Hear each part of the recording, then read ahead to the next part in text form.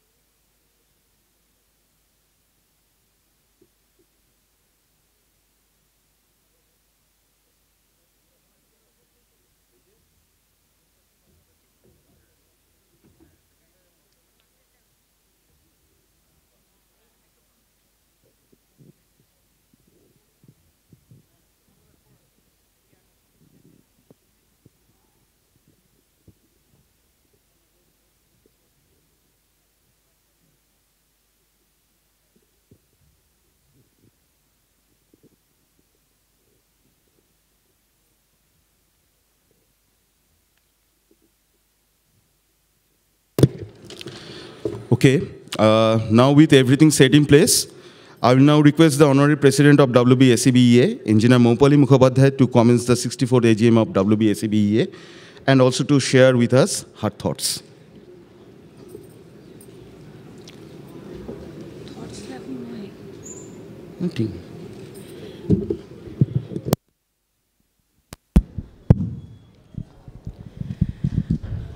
নমস্কার। আজ 27শে April 2025 WBSCBE এর 64th AGM। তাতে আমাদের যারা রেসপেক্টেড অ্যাসোসিয়েট মেম্বার এসেছেন তাদের শ্রদ্ধা জানিয়ে এবং আমাদের যারা জেনারেল মেম্বার এসেছেন সমস্ত রাজ্যের বিভিন্ন প্রান্ত থেকে তাদের প্রত্যেককে স্বাগত জানিয়ে এবং অবশ্যই অভিনন্দন জানিয়ে আজকে আমাদের এই 64th AGM এর শুভ সূচনা করছি। নমস্কার।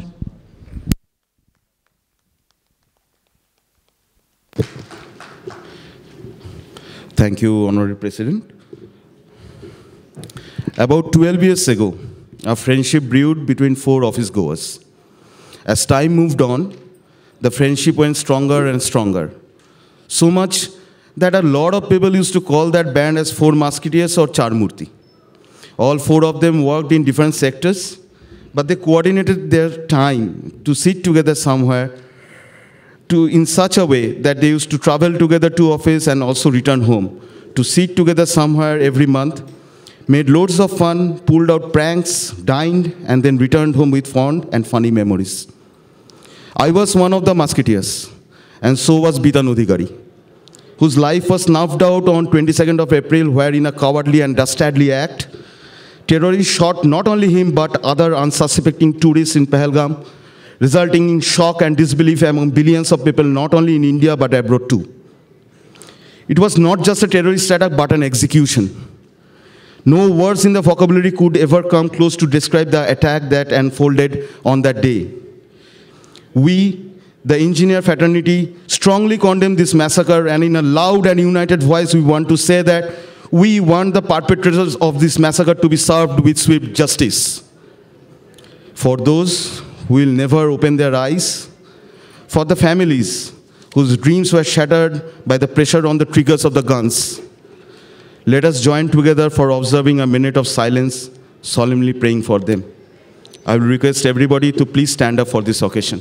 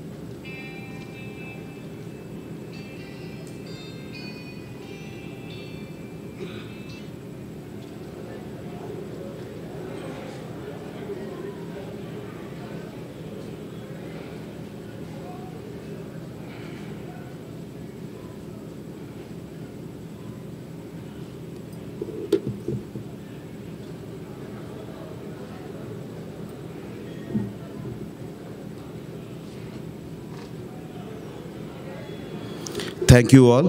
May their soul rest in peace. You are requested to take the seats now.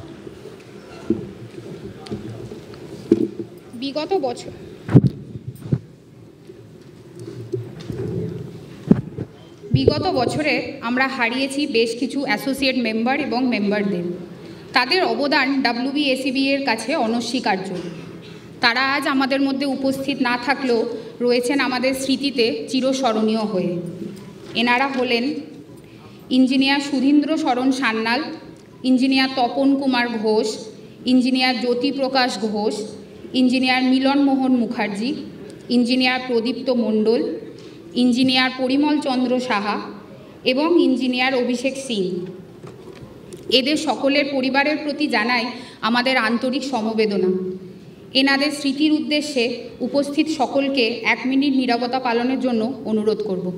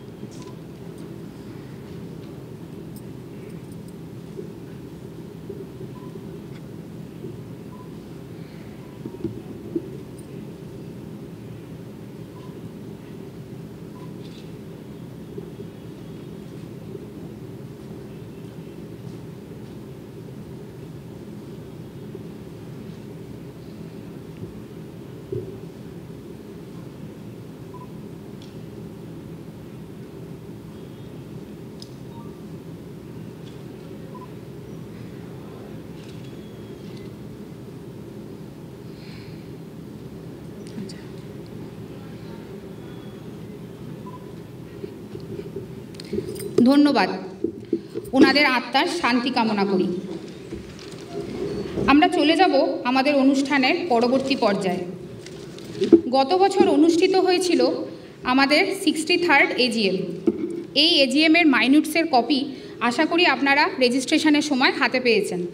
উপস্থিত সকল ইঞ্জিনিয়ার মেম্বারদের অনুরোধ করব মাইনিউটসটি পড়ে এ বিষয়ে কোনো বক্তব্য বা সংশোধন থাকলে তা জানানোর জন্য।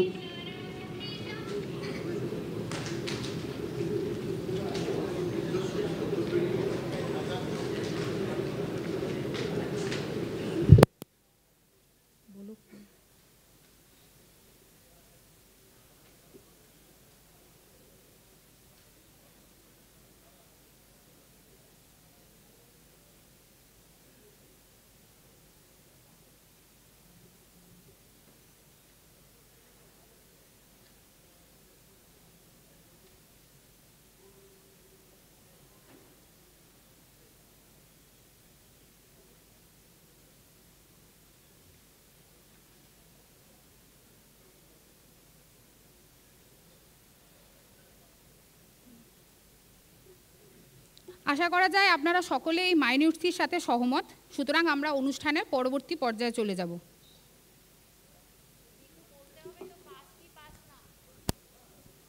না পড়ে হোক, হ্যাঁ ব্যাস ওইটা। ধন্যবাদ। বিগত বছরটি ছিল WBSEB এর কাছে বিশেষভাবে উল্লেখযোগ্য। এবছর আমরা কয়েকটি উল্লেখযোগ্য এবং গুরুত্বপূর্ণ সামাজিক কর্মসূচির আয়োজন করতে পেরেছিলাম। WBSEB এর উদ্যোগে অনুষ্ঠিত হয়েছিল 3টি রক্তদান শিবির Siliguri zone, south 24 Parganas zone ও মালদা জোনে। এই মহৎ কর্মসূচিতে আমাদের প্রচুর ইঞ্জিনিয়ার মেম্বাররা অংশগ্রহণ করেছিলেন এবং রক্তদানও করেছিলেন। এই অনুষ্ঠানের উদ্যোক্তা মেম্বারদের জানাই এর জন্য বিশেষভাবে অভিনন্দন। এছাড়াও ইঞ্জিনিয়ার্স ডে উপলক্ষে গত বছরের 15 সেপ্টেম্বর বৃক্ষরোপণ কর্মসূচির আয়োজন করা হয়েছিল। এই দিন প্রতিটি জোনে ইঞ্জিনিয়ার মেম্বাররা বেশ কিছু চারাগাছ রোপণের মাধ্যমে এই কর্মসূচিটিকে সাফল্যমণ্ডিত করেন।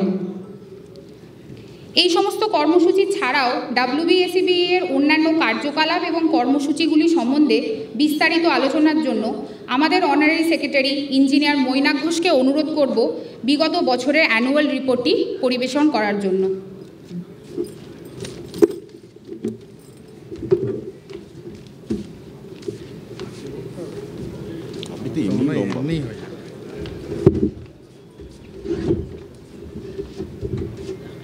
ঠিক আছে, সাইডে রাখুন।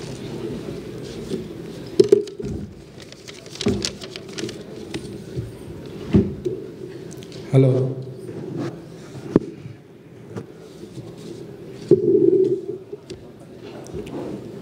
শ্রদ্ধেয় অ্যাসোসিয়েট মেম্বার এবং উপস্থিত ডাব্লিউবিএসিবি এর প্রিয় মেম্বারগণ, আজকের এই এজিএমে উপস্থিত থাকার জন্য সিইসির তরফ থেকে আপনাদের প্রত্যেককে ধন্যবাদ জানাচ্ছি।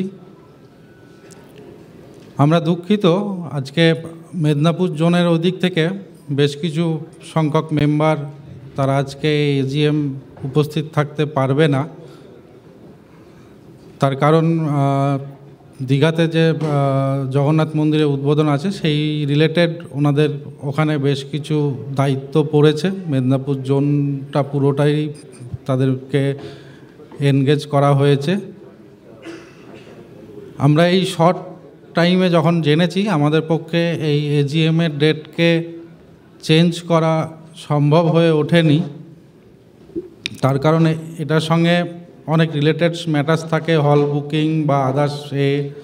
তার সঙ্গে সঙ্গে এটাও থাকে আমাদের অ্যাসোসিয়েট মেম্বাররাও এই ডেটটাকে কেন্দ্র করে ওনারা ওনাদের প্রোগ্রাম সাজান। তাই আমাদের পক্ষে এই ডেটটাকে আর রিশিডিউল করা সম্ভব হয়নি। তবু আমরা জানি যে আমাদের মেদিনীপুর জোন বা chief mayor distribution, ED distribution, director distribution প্রত্যেকেই আমাদের এই প্রোগ্রাম সম্বন্ধে অবগত ছিলেন বা আছেন, সেটাই জানি। তা সত্ত্বেও ওনারা এই ডেটে ওনাদের ডিউটিতে যে এমার্জেন্সি ডিউটিতে যে এনগেজ করেছে সেটা ওনারা বেটার বুঝেছেন, সেই জন্যই হয়তো করেছেন। আমরা জানি আমাদের মেম্বাররা যারা ওখানে ডিউটিতে আছেন তারা অবশ্যই অ্যাসোসিয়েশনের সঙ্গে আছেন, তারা সেটা জানিয়েওছেন। আমার আশা ওনারা বিগত দিনের মতোই আনইন্টারাপ্টেডভাবে পাওয়ার সাপ্লাই দিয়ে ওই ইভেন্টটাকে সাকসেসফুলি কমপ্লিট করবে। আগেও বিভিন্ন ইভেন্টে আমাদের মেম্বাররা এরকম ইভেন্ট হোক বা কোনো ইনসিডেন্টস হোক, যেটাই আসুক সেটা কিন্তু সাকসেসফুলি আমরা সেটা পাওয়ার রেস্টোর হোক বা পাওয়ার অ্যাভেলেবিলিটি হোক সবটাই আমরা করে থাকতে পেরেছি। কিন্তু প্রবলেম কি জানেন? প্রবলেম হলো এদের রেমুনারেশন নিয়ে কেউ ভাবে না। আমরা যে একটা এমার্জেন্সি সেক্টর, সেটাই আজ পর্যন্ত গভর্নমেন্ট বা হোক আমাদের ম্যানেজমেন্টই হোক, কেউ আজ পর্যন্ত বলে উঠতে পারেনি যে আমরা এমার্জেন্সি সার্ভিসের সঙ্গে যুক্ত, আমরা এমার্জেন্সি সার্ভিস প্রদান করি। কিন্তু আজকে ইলেকট্রিসিটি এমনই একটা নিড হয়ে এসেছে আমাদের ডেলিকার লাইফে, যেন এটাও জল খাবারের সঙ্গে এটাও সমতুল্য দরকারি হয়ে পড়েছে। অ্যাসোসিয়েশন সবসময়ই আছে তা আমাদের মেম্বারদের রেমুনারেশন কিভাবে পাওয়া যায় সেটা নিয়ে দাবি দাওয়া করতে, কিন্তু আমাদের ম্যানেজমেন্টের তো কান বন্ধ, তারা শুনতে পান না সেইগুলো। সেই জন্যেই আমাদের যে ডিমান্ডগুলো হয়তো আমরা কিছু করতে পারি, কিছু করতে 4-5 বছর লেগে যাচ্ছে, 6 বছর লেগে যাচ্ছে, 7 বছর লেগে যাচ্ছে, কিছু ডিসকাশনের পর্যায়েতেই থেকে যাচ্ছে। তো যাই হোক, আমি আমার সমস্ত জোনাল সেক্রেটারি, আমাদের যে 16টা জোন আছে সেই জোনাল সেক্রেটারি এবং জোনাল কমিটি এবং প্রত্যেকটা মেম্বার যারা অ্যাক্টিভলি অ্যাসোসিয়েশনের বিভিন্ন প্রোগ্রামে পার্টিসিপেশন করেছেন তাদেরকে সিইসির তরফ থেকে আরেকবার ধন্যবাদ জানাচ্ছি। কারণ তাদের স্বতঃস্ফূর্ত সাপোর্ট এবং পার্টিসিপেশন ছাড়া আমরা কোনোটাই এই প্রোগ্রাম করে উঠতে পারতাম না। সে ট্রি প্ল্যান্টেশন থেকেই শুরু হোক, ব্লাড ডোনেশন ক্যাম্পই হোক, বা আমরা একটা সোশ্যাল মেসেজ দেওয়ার জন্য আরজি করা ইনসিডেন্ট নিয়ে যে র্যালি করেছিলাম সেটাও হোক। আমাদের সামনে সবসময়তেই ডিফিকাল্টি চলেও আসে, কিছু থ্রো করে দেয়। আরজি করা ইনসিডেন্টের র্যালি করার সময়তেও দেখেছিলাম আমাদের কাছে বেশ কিছু জিনিস ছুঁড়ে দেওয়া হয়েছিল, এই হতে পারে, ওই হতে পারে, এটা ভালো চোখে দেখছে না। আমরা কিন্তু আমাদের পয়েন্টে স্ট্যান্ড ছিলাম, স্ট্রং ছিলাম, আমরা এগিয়ে গেছি এবং আমরা সাকসেসফুলি সেগুলোকে কমপ্লিট করেছি। যদিও সব কিছু ব্যাপারই ম্যানেজমেন্টে আমাদের যে কোনো প্রোগ্রাম নেওয়ার ব্যাপারে, যে কোনো প্রোগ্রাম করতে গেলেই ওনারা একটা বাধা প্রদান করে, সে আমাদের এজিএমের হল বুকিংই হোক বা কোনো প্রোগ্রাম করতে যাওয়াই হোক, প্রথমেই তাদের একটা বাধা থাকে। তারা নিজেরা কী নিয়ম বানিয়ে রাখে, আমরা হয়তো 2 মাস আগেই বলে দিতে পারতাম যে এজিএমের ডেট এইটা। 2 মাস আগে আমরা চিঠি দিয়েছি, এনাদের নিয়ম হচ্ছে 1 মাস আগে ওনারা সেই চিঠির এগেনস্টে কোটেশনটা দেবেন। টাকা জমা দেওয়ার পরেও ওনাদের 15 দিন লেগে যাচ্ছে। আমরা এই সপ্তাহে বুধবারে হল বুকিংয়ের কনফার্মেশন পেয়েছি। আমরা জানি না যদি এই বুধবারে আমরা সবাইকে জানাতাম তাহলে সেটা কিভাবে সম্ভব হতো।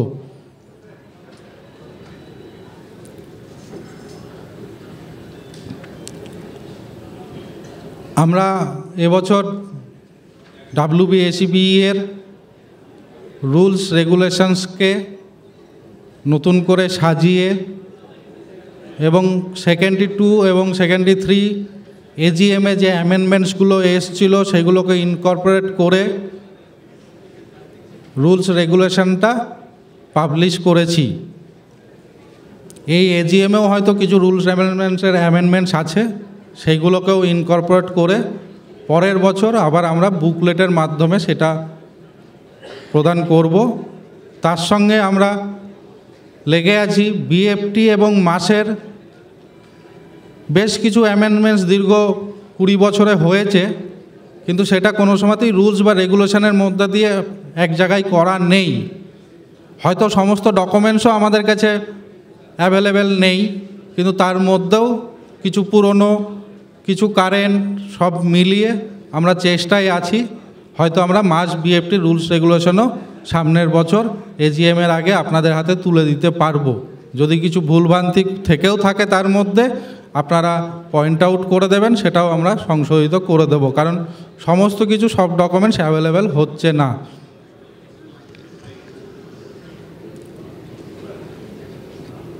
অ্যানুয়াল রিপোর্ট বলতে গিয়ে আমি প্রথমে আসি আমাদের কোর্ট কেসের ব্যাপার নিয়ে, যেটা নিয়ে আমাদের মেম্বারদের মধ্যে সবসময় একটা আগ্রহ থাকে যে কোর্ট কেসটা কি হচ্ছে। যদিও এই লাস্ট 1 বছর কোর্ট কেসে সেইভাবে অগ্রগতি হয়নি, আমরা সেইভাবেও আপনাদেরকে খবর দিতে পারিনি।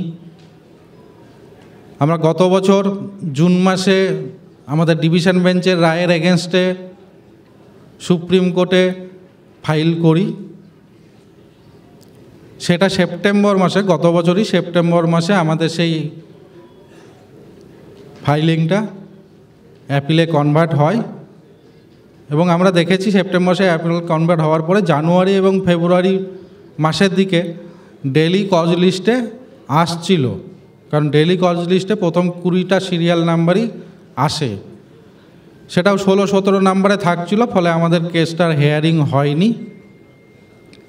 কিন্তু পরবর্তীতে আমরা দেখলাম তার পরবর্তীতে থেকে ডেলি লিস্টের মধ্যে আমাদের কেসটা আর লিস্টিং হচ্ছে না এবং আমরা উইকলি লিস্ট যাচাই করে দেখেছি এই সিরিয়াল নাম্বার আস্তে আস্তে পিছিয়ে যাচ্ছে। কোনো সময় 40 থাকছে, কোনো সময় 51 থাকছে, কোনো সময় 45 থাকছে, এইভাবে পিছিয়ে যাচ্ছে। যদিও তাদের লিস্টিং যেটা বেরোয় সেটা বলা থাকে যে ক্রোনোলজিক্যালি ফাইলিং ডেটের ওপরে সেই লিস্টিংটা আছে, কিন্তু তার মধ্যে থেকেও আমরা দেখেছি বেশ কিছু কেস আমাদের ডেটের পরে ফাইলিং হয়েছে।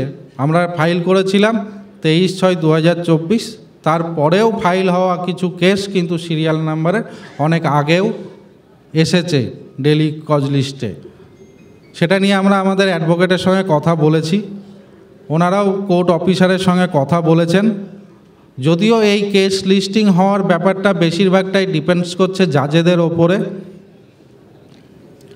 আমরা সেখানেও ওনাদেরকে কথা বলতে বলেছি। সামনে সামার ভ্যাকেশনস, বড় ছুটি চলে আসছে,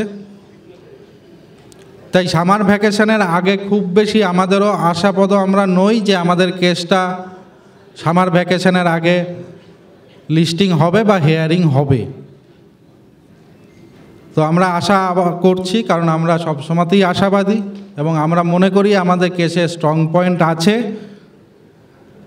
সেই জন্য আমরা আশা করছি যে সামার ভ্যাকেশনটা হলে হয়তো আমাদের কেসটা লিস্টিং হবে বা তার সেটা হেয়ারিং হবে। আজকে অনেকেই হয়তো একটু অবাক হয়ে থাকবেন, আমাদেরকে একটা কঠিন সিদ্ধান্ত নিতে হয়েছিল এবারে, যে আমরা এবারে কোনো এজিএমে গিফট দিচ্ছি না, যেটা আমাদের বংশ পরম্পরায় চলে আসছে, সবসময়তেই পেয়ে থাকেন। এটা শুধুমাত্র আমাদের এই কোর্ট কেসের দিকে তাকিয়েই নেওয়া, কারণ কোর্ট কেসের ডেটগুলো কবে পড়বে না পড়বে কোনোটাই কিন্তু আমাদের ধ্যান ধারণার মধ্যে নেই, আমাদের হাতে নেই।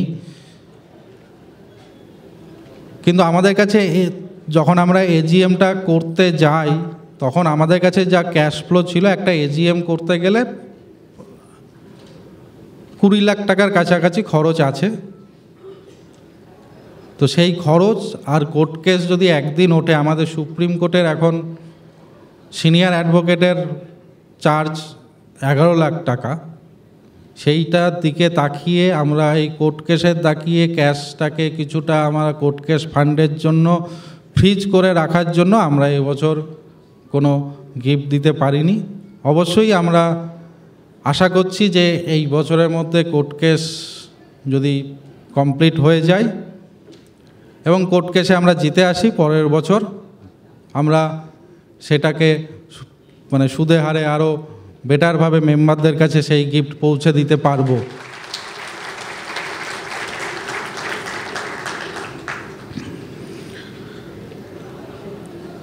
আমরা এই লাস্ট 1 বছরে ডাব্লিউবি, এসিডিসিএল এবং টিসিএলে বেশ কিছু নন সিপিএস প্রমোশনের পোস্ট ক্রিয়েট করতে পেরেছি।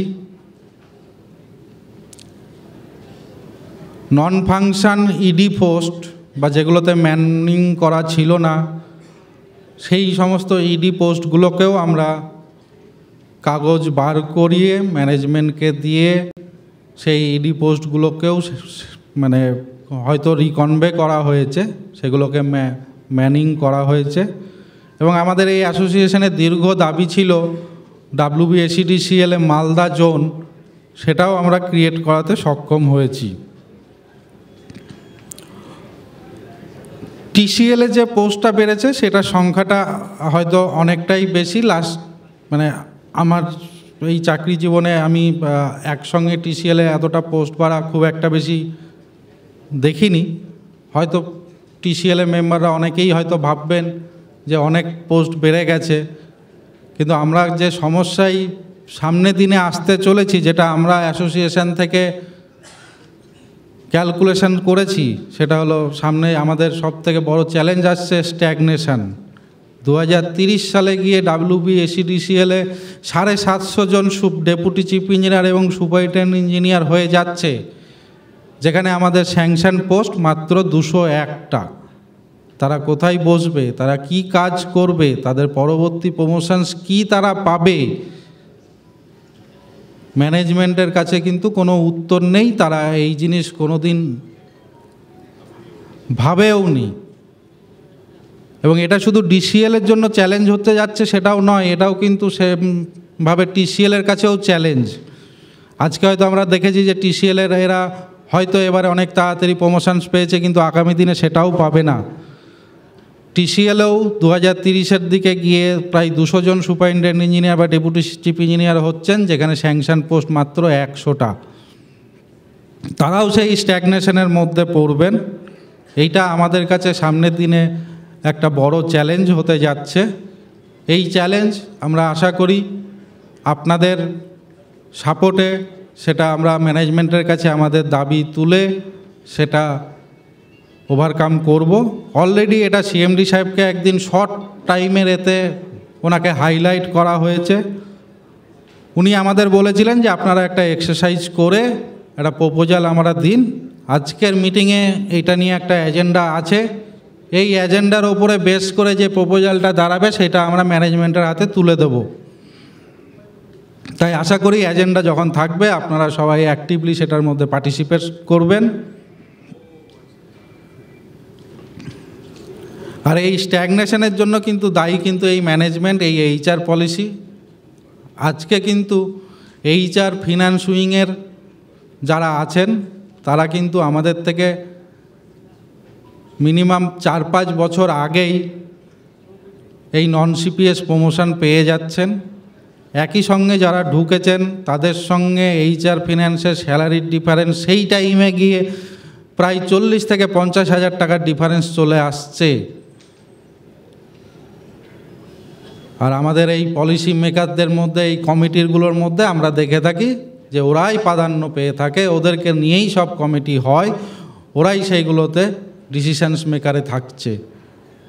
এই জিনিসটাও চেঞ্জ হওয়া দরকার, আমরা সেটাও বলেছি। আমরা আশা করছি এবারে যদি কোনো কমিটি করে সেখানে আমরা আমাদের মেম্বারদেরকে যথেষ্ট পরিমাণে রাখতে পারবো। আমরা লাস্ট বছরে ওয়েস্ট বেঙ্গল গভর্নমেন্ট যে CPS মডিফাইড CPS অর্ডার বার করেছিল, সেটা গত বছরই আমরা AGM-এর আগে সেটাকে আমাদের এখানেও ইমপ্লিমেন্ট করতে পেরেছিলাম। যদিও সেই ইমপ্লিমেন্ট ডেটটা 1 এপ্রিল থেকে দিয়েছিল, যেটা গভর্নমেন্ট দিয়েছিল 1 আগস্ট 2023 থেকে, আমাদের এখানে সেটা 1 এপ্রিল থেকে করে দিয়েছিল। এবং এইটা করার দরুন 2007-এর ব্যাচ এবং তার সাবসিকুয়েন্ট ব্যাচগুলোর মধ্যে কিন্তু একটা পে ডিসপ্যারিটি চলে আসছিল। এবং এটা বলার কথাই 2000 সালে, মানে আমরা CPS কেন চাইলাম গভর্নমেন্টের মতো, আমরা বলে রাখি 2001 সালে যখন এই CPS ওয়েস্ট বেঙ্গল গভর্নমেন্ট নিয়েছিল, সেটা জানুয়ারি মাস থেকে গভর্নমেন্টে লাগু হয়েছিল। আমাদের এখানটায় সেটা 2001-এর এপ্রিল মাস থেকে লাগু হয়েছিল, মানে তখনই আমরা 3 মাস পিছিয়ে। এবারও আমাদেরকে প্রায় 8 মাস পিছিয়ে দেওয়া হচ্ছিল। সেটাই আমরা ম্যানেজমেন্টের সামনে তুলে ধরি এবং আমরা সামর্থ্য হই 1/8/2023 থেকে এই অর্ডারটাকে এফেক্ট করাতে। এবং এফেক্ট করাতে আমাদের বেশ কিছু ইঞ্জিনিয়ার তারা কিন্তু একটা ভালো রকম এরিয়ার অ্যামাউন্টও পেয়েছেন। কিন্তু আমাদের যেটা মেন দাবি ছিল, আমাদের পে ম্যাট্রিক্সে যে এরর ছিল, ডি লেভেল এবং এসি লেভেলে, ডি লেভেলে 1টা এবং এসি লেভেলে 2টো গ্রেড, 2টো স্কেলের, সেটা নিয়ে কিন্তু ম্যানেজমেন্ট এখনও পর্যন্ত কিছু করলো না। আমরা সারাক্ষণই যখনই আমরা কথা বলতে যাই ডাইরেক্টর HR বা CMD সাহেবের সঙ্গে, আমরা কিন্তু সবসময়তেই এই ব্যাপারটা তুলেও ধরি। এমনকি ওনাকে যখন হাইলাইট করেছিলাম যে আপনি তো আমাদের অ্যানামলি কমিটি থাকছে, সেই কমিটি থাকতেও আপনারা আবার একটা কমিটি বার করে এই রোপারি কিছু অ্যানামলি অন্য ক্যাডারদের সেটা আপনি দেখার জন্য বার করলেন, সেটা কি আপনারা পারেন? তখন বলেছিলেন যে আপনারাও একটা প্রপোজাল দিন, আমরা আবারও একটা কমিটি করে দিচ্ছি, কিন্তু কমিটির মানে আলটিমেট ফাইনাল রেজাল্ট কী হবে সেটা জানি না। কিন্তু আলটিমেট আমরা দেখলাম আদার্স ক্যাডারের কিন্তু রোপার ওপরে যে অ্যানামালি ছিল সেটাকে কিন্তু রেকটিফাই করা হলো। তাহলে আমরা ক্লাস 1 অফিসাররা, বিশেষ করে ইঞ্জিনিয়াররা যেটার মধ্যে ম্যাক্সিমাম পড়ি, তাদেরকে কেন বারবার করে এই ডিপ্রাইভ করা হচ্ছে? আমরা এখনও এটা নিয়ে ডিসকাশানে আছি। আমরা CMD সাহেবকে লেটার দিয়েছি, এটা নিয়ে এবার একটা থ্রেড বেয়ার ডিসকাশনস দরকার। ওনাকে আইদার এটা নিয়ে করতে হবে, আর তা নাহলে আমাদেরকে এটা নিয়ে মাস মুভমেন্টে যেতে হবে। এটাই আপনাদের কাছে আমার যে আপনাদের যদি সাপোর্ট থাকে, আপনারা আশা করি আমাদেরকে সাপোর্ট করবেন। আমরা এবারে যদি এগুলো না হয়, আমাদের যে ডিমান্ডস, মিনিমাম ডিমান্ডসগুলো আছে আমাদের পে প্যারিটি নিয়ে, তাহলে কিন্তু আমাদেরকে এবারে মাস মুভমেন্টে নামতে হবে। আমরা HTC LTC এবছর করাতে পেরেছি, যার মধ্যে নতুনভাবে যেটা বলার সেটা হলো এতদিন পর্যন্ত স্পাউস আর চিলড্রেনরাই সেটা অ্যাপ্লিকেবল ছিল। এবারে মেডিকেলি ডিপেন্ডেন্ট যারা, সে ফ্যামিলি প্যারেন্টস হোক বা আদার্স, তাদেরকেও এর মধ্যে ইনক্লুড করানো হয়েছে। একটা জায়গায় গেলে সাইট সিইং করতে গিয়েও গাড়ি ভাড়া যে লোকাল সাইট সিইং থাকে তারও রিইম্বার্সমেন্ট এটার মধ্যে ইনক্লুড করানো হয়েছে। একটা ইনসিডেন্টাল চার্জ বা যদি কেউ অ্যাভেল করতে না পারে কোনো অফিসিয়াল ডিউটি বা কারণের জন্য, তাহলে LTC এনক্যাশমেন্ট ফেসিলিটিও রাখা হয়েছে। আপনারা দেখবেন এই এইচটিসি এলটিসি এটাও যে বেরিয়েছে, দুটো বোর্ড মিটিংয়ে এই এজেন্ডাটা পাস হয়েছে। ফার্স্ট বোর্ড মিটিংয়ে যখন এজেন্ডাটা পাস হয় আমরা শুনি, তারপরে গিয়ে আমরা যখন দেখতে যাই দেখি কি কি পাস হয়েছে, আমরা যে ডিমান্ডসগুলো দিয়েছিলাম তখন দেখি যে এর মধ্যে দুটো ফেসিলিটি নেই। এই যে 4টে ফেসিলিটি বললাম এর মধ্যে দুটো ফেসিলিটিই নেই। আবারও গিয়ে চোখে আঙুল দিয়ে যখন ম্যানেজমেন্টকে দেখানো হলো তখন ওনারা বাধ্য হলেন আবার পরের বোর্ড মিটিংয়ে সেটাকে তুলে নিয়ে ফাইনাল এইচটিসি এলটিসি বার করার। যদিও এই এইচটিসি এলটিসি এইটা কিন্তু খুব একটা নতুন নয়, এটা আমাদেরই পাওয়ার ডিপার্টমেন্টের পিডিসিএলে 2018 সাল থেকে চলছে। সেই সেম জিনিসটাকে করতে গিয়েই আমাদের এইচআর উইং হয়তো ভেবেছিল এটা ওভারলুক হয়ে গেছে, ওভারসাইট হয়ে গেছে। কি করে এটা হয়? একটা প্রপোজাল রোপা বেরোনো 4 বছর হয়ে গেল, সেই প্রপোজাল রেডি করতে গিয়ে তার মধ্যে ওভারসাইট হতে পারে, ওভারলুকিং হতে পারে, আমি ভাবতে পারি না।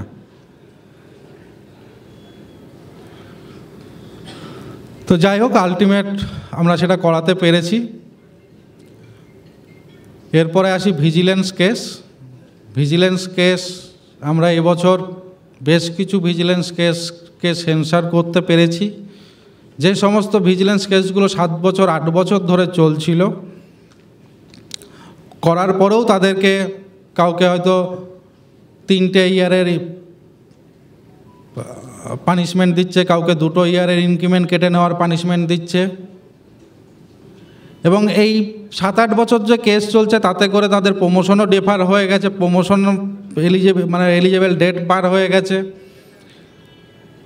এটা নিয়ে যখন আমরা সিএমডি সাহেবকে বোঝাই এবং এই ভিজিলেন্স সেলের কর্মকাণ্ড নিয়ে ওনাকে যখন জানাই তখন বলি যে এই এতদিন ধরে এই কেসটা চলা সেটাই একটা মেন্টাল অ্যাগনির মধ্যে দিয়ে মেম্বার যাচ্ছে, এটাই তো আপনারা শাস্তি দিয়েছেন, আবার কেন তাকে উল্টে শাস্তি দেওয়া হয়? কারণ একই পানিশমেন্টে একই এতে ডবল পানিশমেন্ট দেওয়া হচ্ছিল। তো বলাতে সেগুলো সেন্সার হিসাবে বেরিয়েছে, যদিও সেই কেসগুলোর কিন্তু কোনো মেরিট ছিল না। আমরা বারংবার ম্যানেজমেন্টকে বলেছিলাম যে আপনারা একটা চার্জ ফ্রেম করে দিচ্ছেন, সেটা কিন্তু আপনাদের যেটা মনে হচ্ছে সেটা আমাদের যেটা মনে হচ্ছে সেটা হলো আপনারা প্রিসেট মাইন্ড নিয়ে এইগুলো কাজ করছেন, আপনারা মনে করছেন যে একে শাস্তি দিতে হবে, তাই আপনারা আপনাদের কাগজপত্র সেই হিসেবে বলছেন। ডিফেন্সে যখন কোনো আপনাদেরকে এটা নিয়ে আর্গুমেন্ট করা হচ্ছে আপনারা সেগুলোকে কোনো গুরুত্ব দিচ্ছেন না, তার পয়েন্টগুলোকে নোটিংও রাখছেন না। ইভেন একটা কেসকে সিবিসি গাইডলাইনকে না মেনে আপনারা দীর্ঘদিন এগুলো চালিয়ে যাচ্ছেন। তো উনি বলেছিলেন তখন, আগের মাসেই আমরা এটা নিয়ে কথা বলেছিলাম, তখন বলেছিলেন যে 1 সপ্তাহ বাদে উনি আমাদের সঙ্গে বসবেন, দরকার হলে ডাইরেক্টর এইচআরকেও উনি ডেকে নেবেন। সেই 1 সপ্তাহটা 1 মাস পার হয়ে গেল, আজ পর্যন্ত ওনার দেখা মিলল না। আসলে উনি তো অফিসেই থাকেন না। এই রকম সিএমডির কি আদৌ দরকার আছে আমাদের কোম্পানির জন্য? এটাই কিন্তু ভাবার সময় হয়ে এসেছে।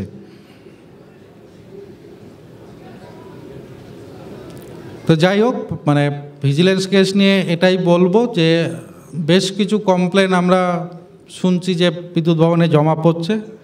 আমাদের কাছেও বেশ কিছু, আমাদেরই হয়তো মেম্বাররা নামে বেশ কিছু অ্যালিগেশনস আমাদের কাছেও আননোন পার্সনের কাছ থেকে এসেছে।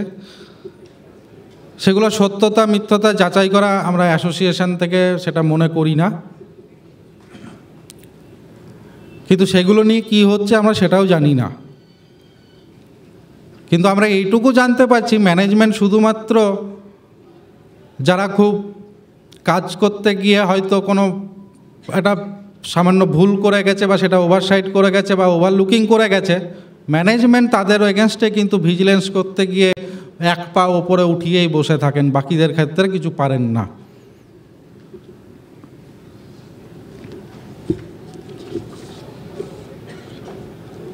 আমরা গত বছর ইলেকট্রিক্যাল অ্যাক্সিডেন্টের পরে দেখেছিলাম যে 6 জনকে বিদ্যুৎ ভবনে ডাকা হয়েছিল, তার মধ্যে 4 জন আমাদের ইঞ্জিনিয়ার ছিল।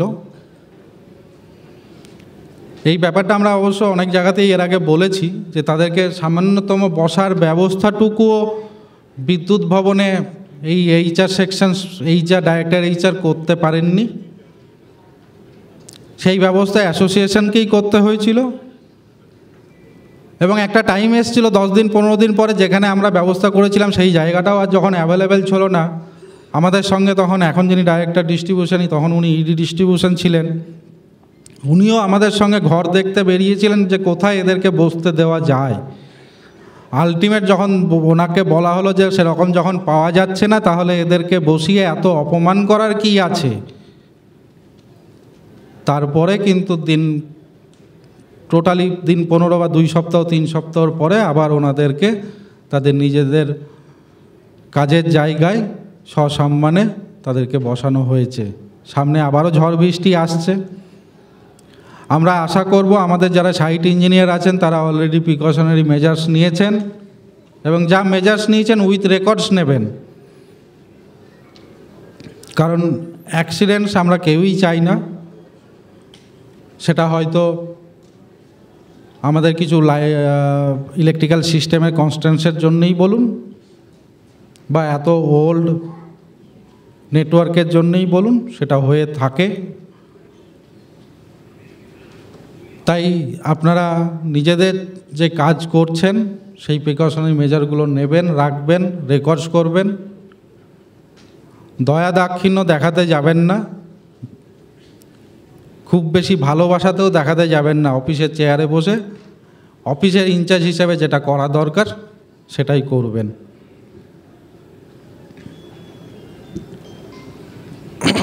বেশ কিছু ট্রান্সফার অর্ডার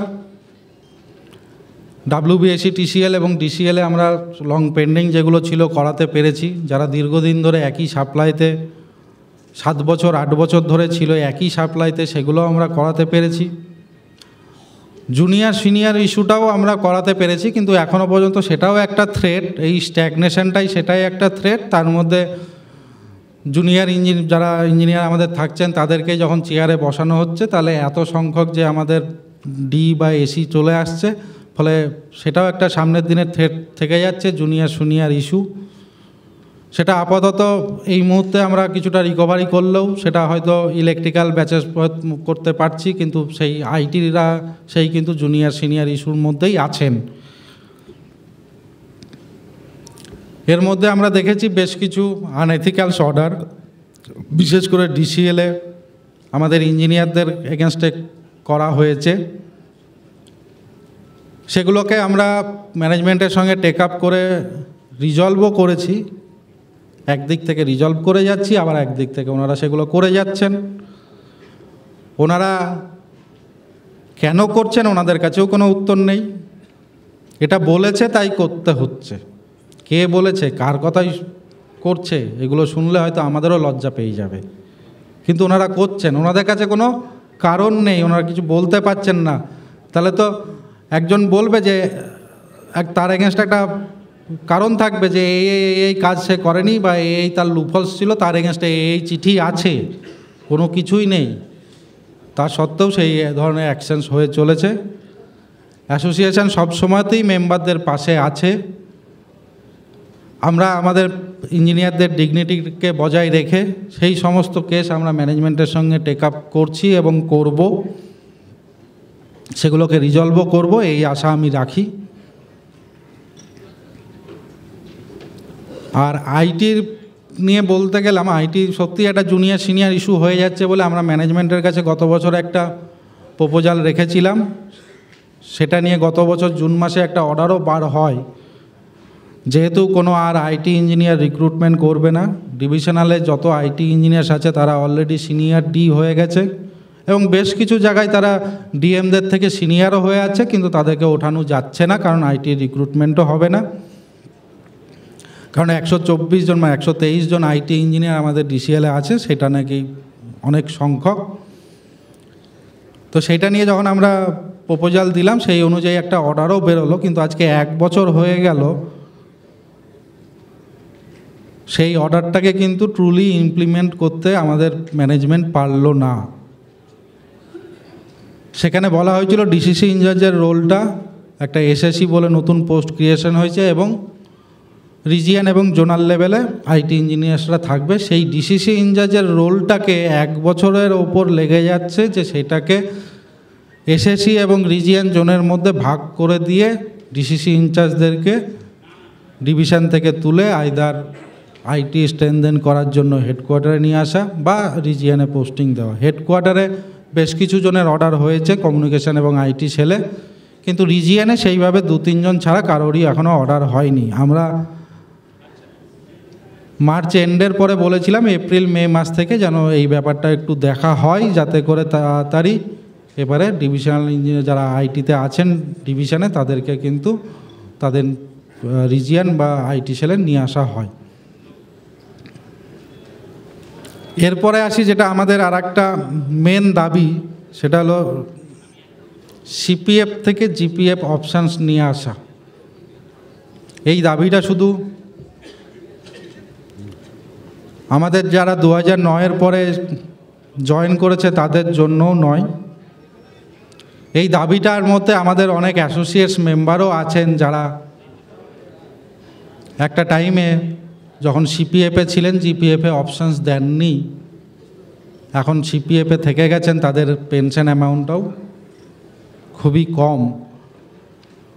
তাদের জন্য এই দাবিটা আমরা রেগুলারভাবে যখনই ডিসকাশনস হচ্ছে সিএমডি সাহেবের সঙ্গে করেছি। উনি বলেছিলেন এর আগের বছরই যে এবছর এপ্রিলের মধ্যে উনি একবার ট্রাই নেবেন, কিন্তু আমরা যদিও এখনও পর্যন্ত কোনো পজিটিভ অ্যাকশান ওনার দিক থেকে আমরা পাইনি।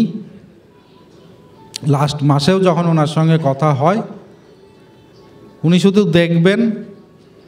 আর একটা কথা উনি বললেন যে 2009-এ যখন রোপায় এসেছিল তখন কিন্তু এই জিপিএফকে সিপিএফ করা হয়েছিল এই একটা দেখিয়ে যে সেন্ট্রাল হারে ডিএ দেওয়া হবে, কোনো লিখিত কিন্তু কিছু নেই। উনি মুখে এটা বলেন, তাহলে যখন আমরা বলি যে তাহলে ঠিক আছে যদি এটাই এসে থাকে তাহলে আপনি সেন্ট্রাল হারে ডিএ দিন, উনি সেন্ট্রাল হারের ডিএও দেবেন না, উনি জিপিএফের অপশানও আনবেন না। ওনার ভ্রান্ত ধারণা বা ওনার ধারণা, উনি শুধু বলেন যে এটা যদি গভর্নমেন্টের কাছে আমি প্লেস করি তাহলে গভর্নমেন্ট নাও মানতে পারেন। আমরা বলি যে আপনি প্লেস করে দেখুন না, গভর্নমেন্ট মানছে কি মানছে না সেটা তো তারপরে হবে। এর মধ্যে যেটা আবার হয়েছে, আমাদের নন পেনশনার্স যারা ছিল তারা 2022-এ সুপ্রিম কোর্টের একটা অর্ডার অনুযায়ী হায়ার পেনশনের জন্য এলিজেবল ছিলেন। আমাদের মধ্যে থেকে 3 জন হায়ার পেনশন পেয়েও ছিলেন এবং উনি যে টাকা জমা করেছিলেন তার থেকে উনি বেশি টাকা পেনশনের যে এরিয়ার তার থেকে বেশি টাকা উনি পেয়েছেন এবং তার থেকে বেশি তার সঙ্গে পেনশনটাও ভালো পরিমাণেই পাচ্ছিলেন। কিন্তু সমস্যা হলো রিসেন্টলি ইপিএফও থেকে একটা চিঠি দিয়ে আমাদের ম্যানেজমেন্টকে জানিয়েছে এবং ইপিএফও থেকে আমাদের যারা অ্যাপ্লিকেশনস করেছিল সমস্ত এমপ্লয়ীদের অ্যাপ্লিকেশনস রিজেক্ট করে দিয়েছে। তার একটি কারণ ওনারা দাবি করে ইপিএফও থেকে বলেছেন যে আপনাদের যে ট্রাস্টি বোর্ড আছে সেটা 1995 ইপিএফের যে রুলসের ওপরে 96-এ যে অ্যামেন্ডমেন্টটা এসেছিল যেখানে বলা হয়েছিল যে এমপ্লয়ার এর এমপ্লয়িকে কন্ট্রিবিউট করতে যা স্ট্যাটুটারি ওয়েজেস মানে সিলিংয়ের ওপরে যাদের স্যালারি আছে সেটা কন্ট্রিবিউট করতে, এই অ্যামেন্ডমেন্টটা আমাদের ট্রাস্টি বোর্ডে অ্যাডাপ্ট করেনি, তাই আপনাদের এই অ্যাপ্লিকেশানসগুলো আমরা রিজেক্ট করে দিয়েছি। ভালো কথা, আমরা খোঁজ নিলাম যে আমাদের তাহলে 96-এর ওইটা আসার পরে 96-এর কোনো ট্রাস্টি বোর্ডের মিটিংয়ে কি এটা ফেলা হয়েছিল? কোনো সদুত্তর আমরা পেনশন সেলের কাছ থেকেও পাইনি, ম্যানেজমেন্টের কাছ থেকেও পাইনি।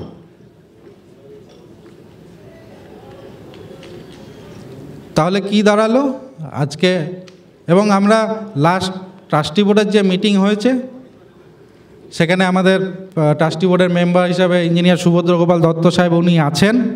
আমি একবার ওনাকেও বলবো উনি কি আলোচনা হয়েছিল পরে কোনো একটা টাইম পেলে এসে মঞ্চে বলার জন্য, কারণ এখানে অনেক অ্যাসোসিয়েটস মেম্বাররাও আছেন যারা এটার দিকে দীর্ঘ তাকিয়ে থাকেন এবং আমাদের ইঞ্জিনিয়ার সৌরভ পোদ্দারও ছিল এটা নিয়ে বলার।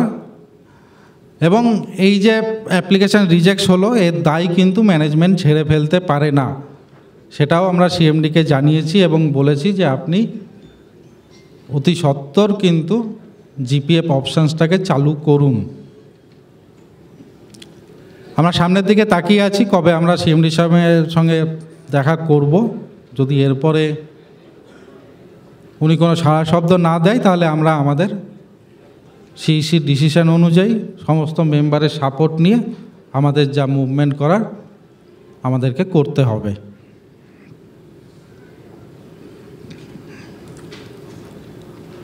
আর লাস্টলি একটা কথা বলে রাখি, সেটা হলো আমাদের অ্যাসোসিয়েশন থেকে কিছু মেম্বার অন্যভাবে গাইডেড হয়ে অন্য অ্যাসোসিয়েশনে যারা জয়েন করেছিল, বেশ ভালো সংখ্যক মেম্বারই আবার 12 থেকে 15 জন এবছরও, আগের বছরও এরকম সংখ্যায় ফিরে এসেছিল, এবছরও কিন্তু আমাদের অ্যাসোসিয়েশনের কাছে তারা ফিরে আসছে। আর আমরা এবছর একটা যেটা অ্যাকশনস নিয়েছি সেটা আমাদের 62 এজিএমে যে রুলস অ্যামেন্ডমেন্ট করা হয়েছিল সেটার ওপরে যারা এরকম ডুয়েল মেম্বারশিপে আছে, যারা মনে করে হয়তো তারা দুটো জায়গার থেকেই ফায়দা পাবে, ফায়দা লুটবে, কখনো এখানে কখনো এখানে, তাই এরকম 68 মেম্বার্স আমাদের কাছে রিপোর্টেড হয়ে আছে, প্রায় 80 মেম্বার। আমরা এখনও পর্যন্ত 68 এরকম মেম্বারকে আমরা লেটার অফ এক্সপ্লেনেশন দিয়েছি যাতে করে ওনারা ওনাদের স্ট্যান্ড পয়েন্ট জানান। কারণ আমরা মনে করি আমাদের সঙ্গে সেই মেম্বারদেরই থাকা উচিত বা থাকা দরকার যারা আমাদের সঙ্গে একই সলিডারিটিতে, একই চিন্তাভাবনায়, একই লাইনে এই ইউনিটদের নিয়ে থাকতে পারে। এরকম মেম্বার যারা দুটো জায়গার থেকেই, যাদের নিজেদের কোনো স্ট্যান্ড পয়েন্ট নেই, যারা দুটো জায়গার থেকেই ফায়দা তুলতে পারে, এরকম মেম্বারের দরকার আছে বলে আমাদের মনে হয় না। আশা করি সবাই আপনারা সেটা সাপোর্ট করবেন। আর আমরা এরকম চিঠি দিয়েছি, তাদের রিপ্লাই পেলে বা রিপ্লাই না পেলে আমাদের যে রুলসে যা অ্যাকশনস নেওয়ার কথা বলা হয়েছে সেই অ্যাকশনস নিতে আমরা পিছপা হব না। এবং আগামী এজিএমে হয়তো সেই মেম্বারদের বেশ কিছু আমরা মেম্বারশিপ ক্যান্সেলেশন বা মেম্বারশিপ উইথড্র করার প্রপোজাল এই এজিএমেই তুলব, এটা আমরা এই এজিএমে অঙ্গীকার করে গেলাম। আমি এটা বলে আমি আমার অ্যানুয়াল রিপোর্ট এখানে শেষ করছি।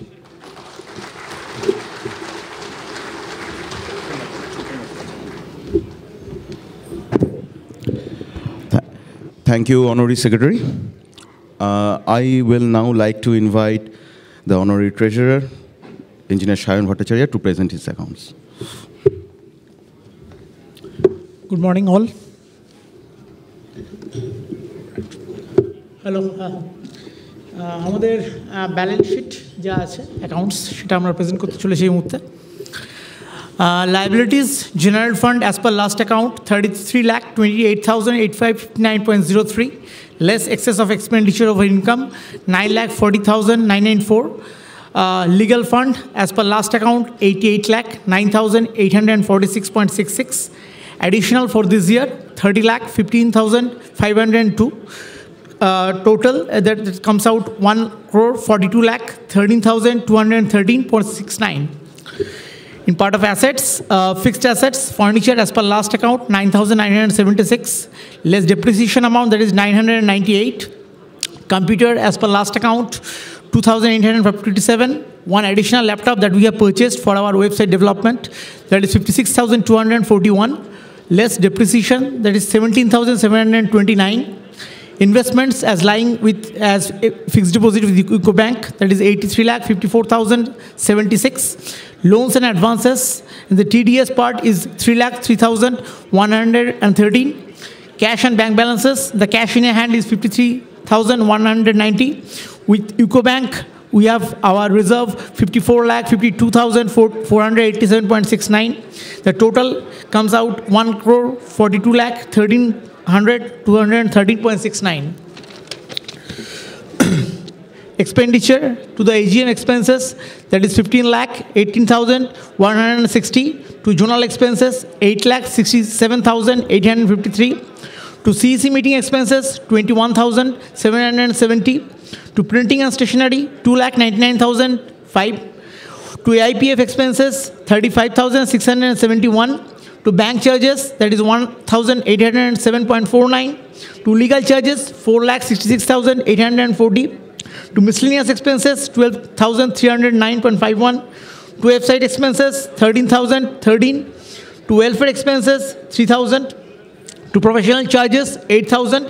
And the depreciation amounted to 18,727. Total comes out 33,36,156. Income by advertisement, 22,42,944. By interest on savings bank deposit, 1,29,668. By subscription, 22,550. By excess expenditure over income, that is 9,40994. Total 33,36,156. The receipts and payments, opening balance and the cash in hand, 50,623.51. With UCO Bank, we had 34,38,060.18. To advertisement, 22,42,944. To interest on savings bank deposit, 1,29,668. To subscription, 22,550. To legal fund, 13,15,502. Total, 88,99,347.69. Payments by AGM expenses, 15,88,160. By journal expenses, 8,67,853. By CEC meeting expenses, 21,770. By printing and stationery, 2,99,005. By EIPF expenses, 35,671. By bank charges, 1,807.49. By legal charges paid, 4,66,840. By miscellaneous expenses, 12,309.51. By professional charges, 8,000 rupees. By welfare expenses, 3,000 rupees. By outstanding audit fee, that is called as liability, that is 20,000 rupees. By website expenses, 13,013. By computer expenses, 56,241. The closing balance, cash in hand, 53,190. Cash at bank, 54,52,487.69.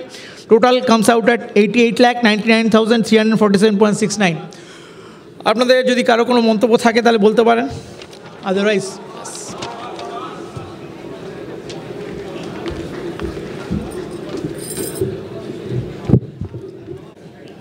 আমাদের পরবর্তী আলোচ্য বিষয় WBSEB BFT এবং WBSEB মাসের accounts presentation.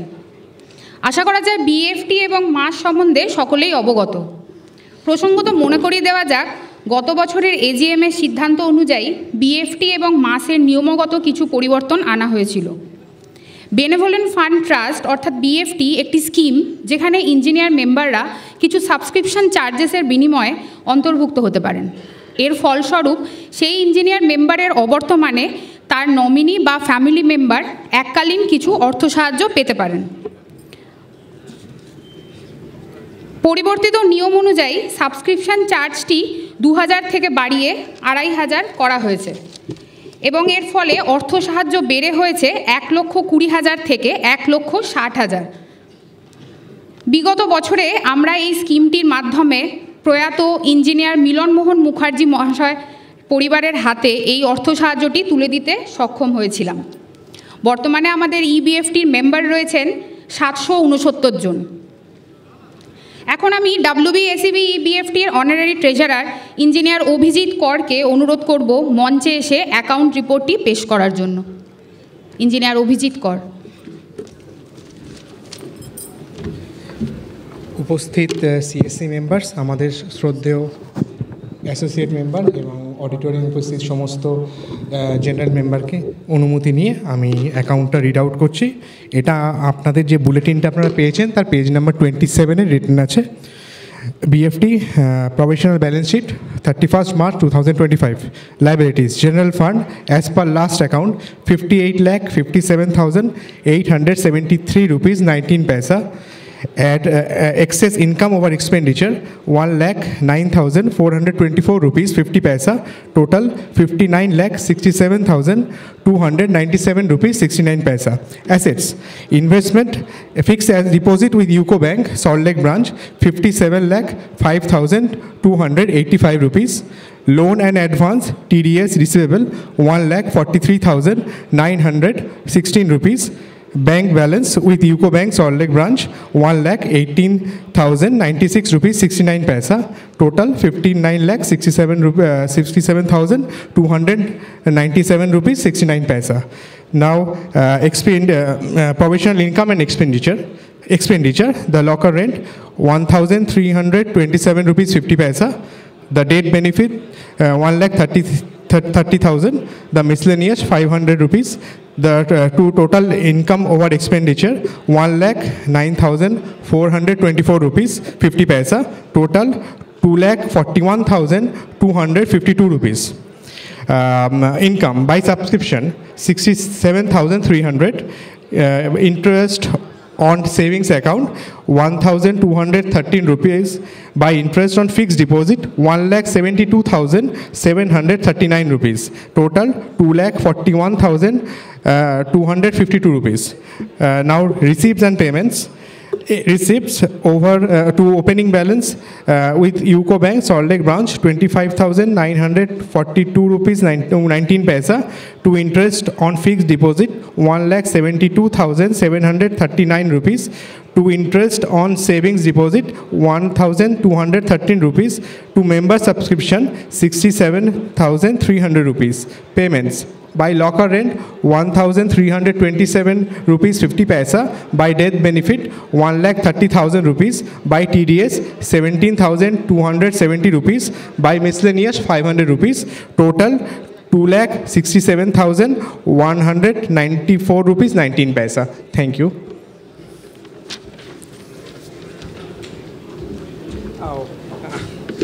Past members are requested to please any question or pass. Thank you.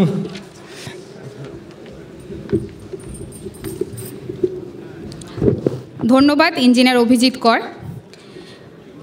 Mass WBSEBE এর একটি প্রয়াস, যার দ্বারা বিএফটির অন্তর্ভুক্ত ইঞ্জিনিয়ার মেম্বাররা যে কোনো মেডিকেল এমার্জেন্সিতে এককালীন ঋণ পেতে পারেন, যা বিনা সুদে 20 ইনস্টলমেন্টে পরিশোধযোগ্য। গত এজিএমে পরিবর্তিত নিয়ম অনুযায়ী এই ঋণের সর্বোচ্চ পরিমাণ 80,000 থেকে বাড়িয়ে 1 লক্ষ করা হয়েছে। এই সুবিধা পাওয়ার জন্য এককালীন 500 টাকা সাবস্ক্রিপশন চার্জ জমা করতে হয়। বর্তমানে আমাদের মাসের মেম্বার রয়েছেন 683 জন। এবার WBSEBE মাসের অ্যানুয়াল অ্যাকাউন্ট পেশ করার জন্য অনারারি ট্রেজারার ইঞ্জিনিয়ার অভিষেক ব্যানার্জিকে মঞ্চে আসার জন্য অনুরোধ করছি।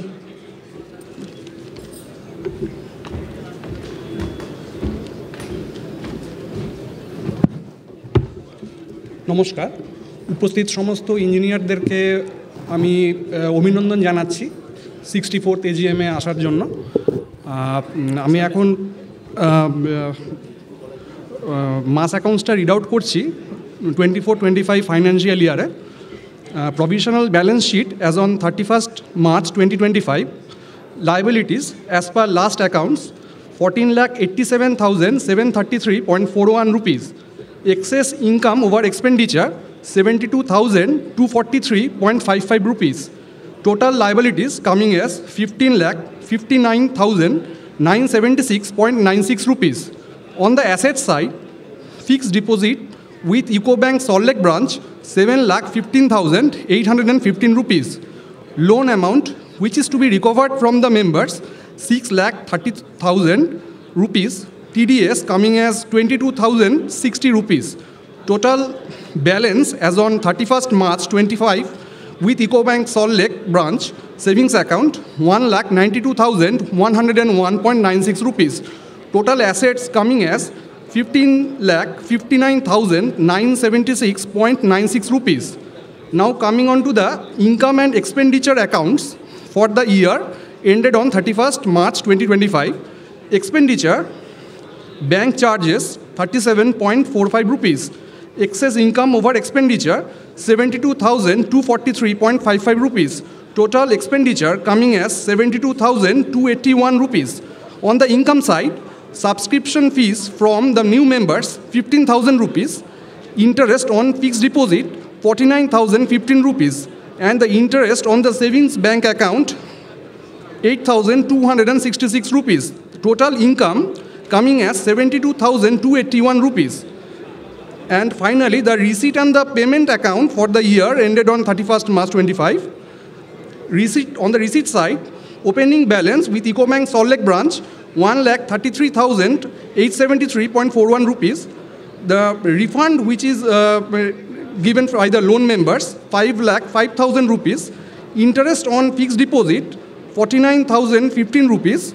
Subscription fees from the new members 15,000 rupees. The interest on the saving bank account 8,266 rupees. Total receipts coming as 7,11,154.41 rupees. On the payment side, loan amount given to the members 4,70,000 rupees.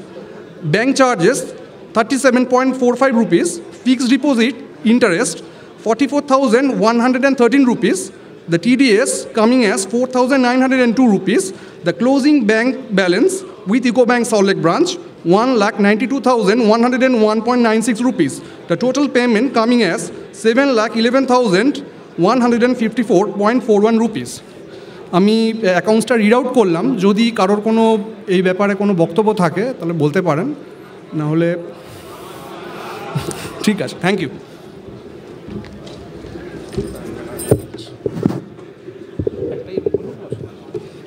ধন্যবাদ engineer Abhishek Banerjee.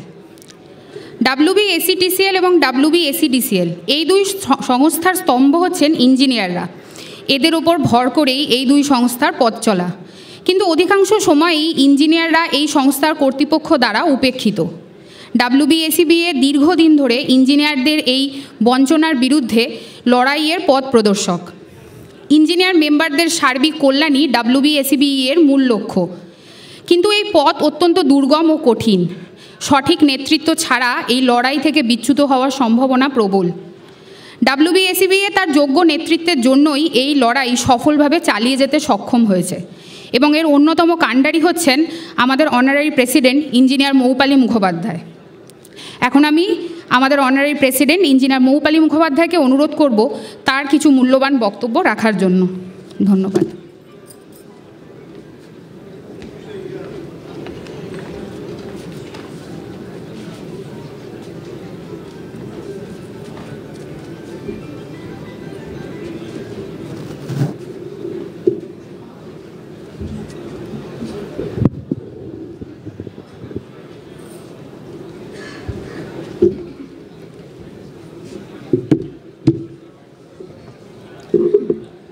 নমস্কার। আজকের সকালটা যদিও বহু প্রতীক্ষিত, আমাদের কাছে খুবই আনন্দের একটা দিন, যে দিনটা আমাদের কাছে মহামিলনের উৎসবের মতো।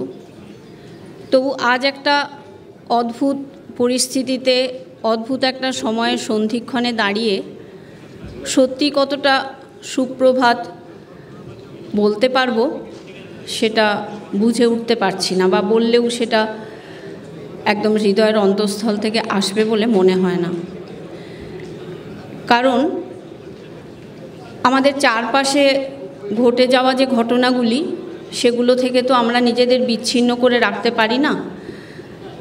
আমরা তো সবার আগে মানুষ, তারপর আমরা দেশবাসী, রাজ্যবাসী, তারপরে কেউ WBSEDCL বা WBSETCL এর এমপ্লয়ি ইঞ্জিনিয়ার, তারপরে আমাদের অ্যাসোসিয়েশন, তারপরে তার মেম্বারশিপ, তারপরে তার দাবি দাওয়া, এইসব। কিন্তু বিগত কয়েকদিনে যদি আমরা দেখি, শুধু কাশ্মীরের ঘটনা নয়, এই যে আমরা একটা অদ্ভুত সময়ের মধ্যে দিয়ে যাচ্ছি, যেখানে দেখছি যাদের ছাত্র পড়ানোর কথা তাদের রাস্তায় বসে থাকতে হচ্ছে, তারা চিৎকার করে কাঁদছেন। 10 বছর চাকরি হয়ে যাওয়ার পর তাদের আজকে চাকরি চলে যাচ্ছে। কিভাবে যাচ্ছে, কেন যাচ্ছে, আইন আদালত অনেক কিছু, কিন্তু যাচ্ছে, এ কথা সত্যি। আরও একটু আগে যদি আমরা পিছিয়ে যাই, তাহলে দেখব আজকে হয়তো কালের নিয়মে অনেকখানি স্তীমিত হয়ে গেল ঘটনাটা। আরজি করের যে ডাক্তারকে আমরা হারালাম একটা নৃশংস অধ্যায়ের মধ্যে দিয়ে, আমরা তার বিরুদ্ধে মিছিল করেছি, রাস্তায় হেঁটেছি। আজকে শুধু দেখা যাচ্ছে হয়তো তার মা বাবাই সেটা নিয়ে খুব কনসার্ন, বাকি আন্দোলন সব যেরকম স্তীমিত হয়ে যায় সেরকমই আজকে অনেকটায় থিতিয়ে পড়েছে। কিন্তু ঘটনাগুলো কিছুই মিথ্যে হয়ে যায়নি, ঘটনাগুলো সবই কিন্তু আমাদের মনের মধ্যে কোথাও গুমড়ে গুমড়ে কেঁদে কেঁদে মরছে। এবং এই যে একদম সদ্য যে ঘটনা, যার ঘাটা আমাদের কাছে একদম টাটকা হয়ে আছে, আজ অতজন পর্যটক নিষ্পাপ নিরপরাধ, কোনো অপরাধ ছিল না, আনন্দ করতে গিয়েছিলেন, তারা হঠাৎ চলে গেলেন তাদের সমস্ত আনন্দ আহ্লাদ আশা আকাঙ্ক্ষা ছেড়ে। আমরা বলি বটে রেস্ট ইন পিস, সত্যিই কি তাদের আত্মা শান্তি পায়? সত্যিই কি তারা ছেড়ে যেতে চেয়েছিলেন তাদের আত্মীয় পরিজনকে? কেউ তার 3 বছরের শিশুপুত্রকে, কেউ তার স্ত্রীকে, কেউ তার মা বাবাকে সত্যিই কি ছেড়ে চলে যেতে চেয়েছিলেন? সত্যি কি শান্তি পাওয়ার মতো? তাই আজকে এখানে বলতে এসেই প্রথমেই মনে হচ্ছে যে অমিতাভ দাশগুপ্তর আমার নাম ভারতবর্ষ কবিতার সেই প্রথম 3টি লাইন, স্টেন গানের বুলেটে বুলেটে আমার ঝাঁঝরা বুকের ওপর ফুটে উঠেছে যে মানচিত্র, তার নাম ভারতবর্ষ। সত্যিই কি ভারতবর্ষকে আমরা এই রূপে দেখতে চাই, দেখতে চেয়েছিলাম? যারা স্বাধীনতা এনে দিয়েছিলেন তারাও কি দেখতে চেয়েছিলেন? চাননি, কিন্তু দেখতে হচ্ছে। তবে আমরাই বোধহয় পারি যে যা দেখছি আর যা দেখতে চাইছি সেই ফারাকটা ঘুচিয়ে দেওয়ার জন্য যা কিছু করার সেটা হয়তো আমরাই করতে পারি। নিশ্চয়ই আমাদের আগামী দিনে যারা আসছে, আগামী দিনের যারা নাগরিক, তাদের জন্য আমরা কিছুটা হলেও সেই রাস্তাটা প্রশস্ত করে যেতে পারবো। এবং আমাদের আগামী দিনের যারা নাগরিক তারা শিক্ষিত হয়ে শিক্ষার আলোতে নিশ্চয়ই এই ধর্মান্ধতা বা আর যা কিছু সেগুলো মুছে নিয়ে মানবিকতার ধর্মেই উদ্বুদ্ধ হয়ে উঠবে, এই আশাই রাখি। যদিও মন খুবই ভারাক্রান্ত, তবু আমাদের কর্তব্যের খাতিরে আমাদের এই দৈনন্দিন জীবনের যা কিছু চাওয়া পাওয়া সব কিছুর একটা হিসেব নিকেশ তো থাকে, সেটা আমরা একেবারে যে মুছে ফেলতে পারি তা পারি না। তাই সেই কথাগুলোও বলার। আমাদের বিগত 1 বছরের যা কিছু কার্যাবলী বা যা কিছু চাওয়া পাওয়া, যাটুকু আমরা করতে পেরেছি, যেটুকু আমরা করতে পারিনি, তার সমস্ত খতিয়ান আমাদের honorary secretary engineer Mainak Ghosh আপনাদের সামনে দিয়েছেন। আমাদের প্রোগ্রাম শুরু করতে খানিকটা দেরিও হয়েছে, যার জন্য আমি আমার বক্তব্যকে দীর্ঘায়িত করব না, কারণ আমরা এখানে আজকে আসি সকলের কথা শুনতে। যারা দূর দূরান্ত থেকে মেম্বাররা এসেছেন তারা সকলে এখানে এসে বলবেন, তাদের সেই অবকাশটুকু দেওয়ার কথা। আমরা তো আমাদের কথা বলতেই থাকি, কখনো হোয়াটসঅ্যাপ গ্রুপে দিতে থাকি, বিভিন্ন জোনাল এজিএমগুলোতে গিয়ে বলতে থাকি, আমাদের কথা তো আপনারা শুনেই থাকেন। আজকে যারা সিনিয়র মেম্বার আমাদের এসেছেন এই একটা দিনে, তাদের সঙ্গে আমাদের দেখা হয়, তারা আসেন, তাদেরও নিজেদের মধ্যে দেখা হয়, এটা তাদের কাছে বহু প্রতীক্ষিত একটা দিন। ঘটনাচক্রে আমাদের এজিএমটা এমন সময়ে হয় যে সময়টা সত্যি গরমটা একটু বেশিই থাকে, এটা তো বরাবরেরই ব্যাপার। তবু আগে আমাদের সাধারণভাবে সেকেন্ড সানডে অফ এপ্রিলেই এটা হতো, কিন্তু ইদানিং আমরা সেটা যে মেনটেন করতে সবসময় পারি তা পারি না। তার কারণ আমরা চাই যে যত বেশি সম্ভব মেম্বার আসতে পারেন তারা যেন আসেন, সেই কারণেই একটু ডেভিয়েশন এটা হয়। কারণ দেখা যায় যে ধরুন যখন ঈদ থাকে তখন স্বাভাবিকভাবেই যদি সেই সময় রমজান মাস থাকে, সেটাকে আমরা দেখি যে রমজান মাসের মধ্যে যেন এটা না পড়ে, যাতে সকলে আসতে পারেন। বা যদি ধরুন এমন একটা কোনো প্রোগ্রাম থাকে যেটাতে অনেকজন ইঞ্জিনিয়ার ইনভলভড হয়ে যাচ্ছেন, তখনও আমরা চেষ্টা করি সেই ডেটটা ঠিক করতে।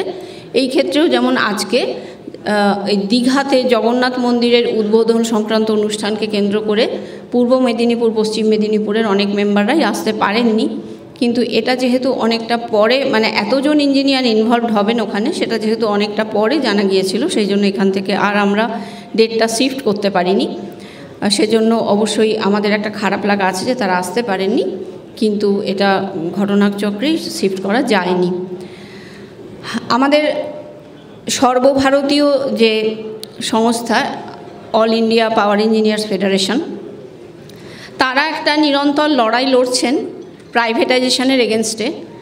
বিশেষত উত্তরপ্রদেশে রিসেন্টলি প্রাইভেটাইজেশনের জন্য এমনকি যে সংস্থাগুলো লাভজনক সংস্থা, এবং তারা একটা হিসেব দিচ্ছিলেন যে 2017 থেকে 2024 পর্যন্ত তাদের এটিসি লস কমেছে 41% থেকে 16% পর্যন্ত। তা সত্ত্বেও কিন্তু এই সংস্থাগুলোকে প্রাইভেটাইজ করে দেওয়া হচ্ছে এবং তার প্রসেস অনেকখানি এগিয়ে গেছে, যদিও লাগাতার আন্দোলন সেখানকার বিদ্যুৎ কর্মচারীরা এবং ইঞ্জিনিয়াররা করে যাচ্ছেন, এবং আমরাও তাতে সময় সময় সামিল হয়েছি, তাদের সঙ্গে আমরা পা মিলিয়ে হেঁটেছি।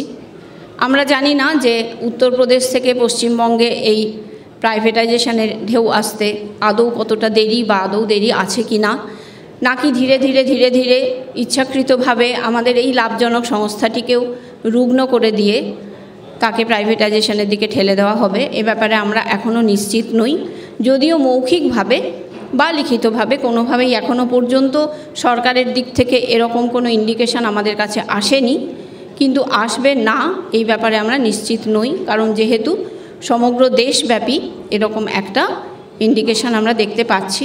সেজন্য আমাদেরও আমাদের যারা অন্যান্য রাজ্যের সাথী আছেন, সহকর্মী আছেন, তাদের সঙ্গে সমব্যথী হয়ে আমরা আজকে তাদের সাথে পা মিলিয়ে হাঁটছি, আজকে আমরা তাদের সাথে আন্দোলনে যোগ দিচ্ছি, এটাও ভেবে যে এই বিপদ কিন্তু পরের দিন আমারও দোরগোড়ায় আসতে পারে, এবং তখন কিন্তু আমাদের কাছেও যাতে তারা আসেন, আমাদের পাশে তারা দাঁড়ান, সেই অঙ্গীকার কিন্তু আজকের দিনেই আমরা তাদের কাছ থেকে নিতে পারছি। আমাদের যে ডিএ মামলাটি সুপ্রিম কোর্টে পেন্ডিং, সেটা আমাদের কথা হয়েছিল যে যেহেতু এটা বারংবার লিস্টে পিছিয়ে যাচ্ছে, এবং এখন আমরা দেখছি যে জুডিশিয়ারির ক্ষেত্রে অনেক কিছু নিয়মকানুন আমাদের বলা হয় যে সুপ্রিম কোর্টের এটাই নিয়ম ওটাই নিয়ম, আবার কিন্তু কিছুদিন বাদে দেখা যাচ্ছে সেই নিয়ম আবার পাল্টে যাচ্ছে। 116 নম্বরে থেকে যে তালিকাটা তৈরি হয়েছিল আমাদের কেসটা, সেটা এখন পিছিয়ে কখনো 151, কখনো 144, কখনো 143-এ চলে যাচ্ছে। সেটা কার নির্দেশে যাচ্ছে, কিভাবে যাচ্ছে, সেই ব্যাপারে আমরাও যেরকম অন্ধকারে, আমাদের অ্যাডভোকেট যারা তারাও সেই একই রকমভাবে অন্ধকারে। তারা শুধু এইটুকু বলছেন যে কোর্ট অফিসাররা আমাদেরকে জানিয়েছেন যে chief justice of supreme court যেরকম যেরকম ইনস্ট্রাকশন দিচ্ছেন সেরকমভাবেই আমরা লিস্টিং করছি। অনেক ক্ষেত্রে দেখা যাচ্ছে যেগুলো পুরনো কেস সেগুলো আমাদের আগে চলে আসছে, এটা যেমন, তেমনি আমাদের পরে অ্যাপিল করা কেসও কিন্তু আমাদের আগে আসছে, এটাও সত্যি। এর কিন্তু সুনির্দিষ্ট কোনো ব্যাখ্যা আমরা কারো কাছ থেকেই পাচ্ছি না। তবে আমাদের অ্যাডভোকেট আমাদের জানিয়েছেন যে এটা যদি ওনারা মেনশন করেন আলাদা করে যে এটা একটা গুরুত্বপূর্ণ মামলা, তাই এটা আগে হিয়ারিং করে নেওয়া হোক, সেক্ষেত্রে কোর্ট শুনতেও পারে, নাও শুনতে পারে। যদি তারা এই গ্রীষ্মের ছুটি, সুপ্রিম কোর্টের গ্রীষ্মের ছুটি পড়ার আগে যদি মেনশন করতেন, তাহলে হয়তোবা গ্রীষ্মের ছুটির মধ্যে সেই ডেটটা পড়তো। সেক্ষেত্রে একটা অসুবিধা আছে। অসুবিধাটা এই যে এই গ্রীষ্মের ছুটির মধ্যে যে বেঞ্চগুলো বসবে সেগুলো কয়েকটা নির্দিষ্ট বেঞ্চ এমন হতেই পারে যে আমাদের যে বেঞ্চ এটা এর আগে শুনেছেন তারা হয়তো পড়লেন না, অন্য কোনো বেঞ্চে গিয়ে সেটা পড়ল। সেক্ষেত্রে সেটা খুব একটা ফলপ্রসূ হবে বলে মনে হয় না, কারণ তারা আবার নতুন করে শুনবেন। এবং এখন কিন্তু আমাদের একটা হিয়ারিংয়ে আমাদের অ্যাডভোকেটকে 15 লাখ টাকা করে দিতে হবে। কাজেই যদি একটা হিয়ারিং, আমাদের তো ম্যানেজমেন্টের কোনো সমস্যা নেই, তারা তো আমাদেরই রেভিনিউয়ের টাকা দিয়ে কেস লড়েন, কিন্তু আমরা তো আর তার করতে পারি না। আমাদের মেম্বারদের থেকে যে টাকা ওঠে সেখান থেকেই আমাদের কেস লড়তে হয়। তো সেই জন্যই আমাদের অনেকটা হিসেব নিকেশ করেই চলতে হচ্ছে। এবং আমাদের ম্যানেজমেন্টও বোধহয় সেই দিকেই তাকিয়ে আছেন যে যদি কোনোভাবে আমরা ওই একটার পর একটা ডেট পড়তে থাকে এবং ডেট পড়তে পড়তে আমরা শেষে হতোদ্যম হয়ে ব্যাপারটা ছেড়ে দিই। কিন্তু এর আগেও আমরা বলেছি, ম্যানেজমেন্টের চোখে চোখ রেখেও বলেছি যে এবার বোধহয় আপনাদের একটু হিসেব নিকেশে ভুল হচ্ছে, কারণ আপনাদের উল্টো দিকে কেসটা কারা করেছে সেইটা সম্ভবত আপনারা খুব একটা অ্যাসেস করতে পারছেন না, বা হয়তো পেরেও বুঝতে চাইছেন না বা ভাবতে চাইছেন না। সেই জন্য যতটা সহজ ভাবছেন ব্যাপারটা তো ততটা সহজ নয়। তবুও আমরা আমাদের মতো হিসেব করেই চলছি, এবং যার জন্য আমরা চাইছি যে যাতে গ্রীষ্মের ছুটিটা মিটে যাওয়ার পর মানে জুলাই মাসে আমাদের অ্যাডভোকেট এটা আলাদা করে মেনশন করবেন এবং এটা মেনশন করে যদি আমরা লিস্টে কেসটাকে এগিয়ে আনতে পারি, তবে সুপ্রিম কোর্টের একটা সুবিধা আছে, একবার যদি হিয়ারিংটা শুরু হয় তাহলে শেষ হয়ে যাবে। ওই লিস্টে তুলে হিয়ারিংটা শুরু করাটাই সমস্যা, মানে এমন খুব একটা হয় না যে আজকে একটা হিয়ারিং হলো আবার 1 মাস বাদে ডেট পড়বে, এরকম খুব একটা হয় না, শুরু হলে শেষ হয়ে যাবে। এসএলপিটা অ্যাকসেপ্টেড হয়েছে আমাদের, এটা বড় কথা। এরপরে লিস্টে তুলে আনাটা হচ্ছে কাজ, কিন্তু সেটা তো ওরকমভাবে একদম কোনো লিনিয়ার ইকুয়েশন মেনে চলে না, সেজন্য আমরা যাই হোক সেটা নিয়ে চেষ্টা করছি। আমাদের যা কিছু কাজ আমরা করতে পেরেছি সেটা সবটাই করতে পেরেছি আমরা মেম্বারদের সহায়তায়, মেম্বারদের সাপোর্টে। যা কিছু করতে আমরা পারিনি তার দায় অবশ্যই আমাদের, এবং আমরা কিন্তু এতটুকুও নৈরাশ্যতে ভুগি না যে না আমরা এটা কাজটা করতে পারবো না বা আমরা হাল ছেড়ে দিচ্ছি।